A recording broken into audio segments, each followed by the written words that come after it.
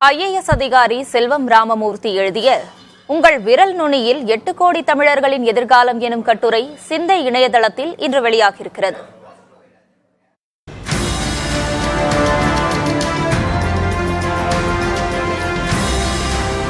வாக்களிப்பது என்பது வெறும் 3 வினாடி செயல்முறை அல்ல.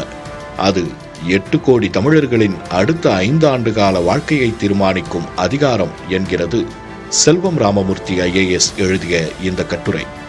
அரிசி விலை முதல் பிள்ளைகளின் பாடத்திட்டம் மற்றும் மருத்துவ கட்டமைப்பு வரை அனைத்தும் ஒரு விரல் அழுத்தத்தில் ஒளிந்திருப்பதை இக்கட்டுரை சுட்டிக்காட்டுகிறது.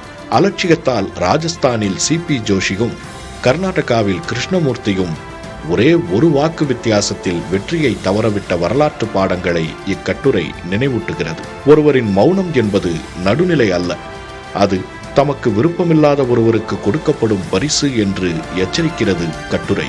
ஆவின் பால் விலை, மெட்ரோ விரிவாக்கம், காவிரி உரிமை என மக்கள் அன்றாடம் சந்திக்கும் பிரச்சனைகளுக்கு தீர்வு காண வலுவான அரசு அமைய வேண்டும் என்றும், அதற்கு போராட்டம் அல்லது சமூக வலைதள பதிவுகளை விட வாக்குச்சாவடியில் நாம் அழுத்தும் பொத்தானே வலிமையான ஆயுதம் என்றும் கட்டுரை கூறுகிறது.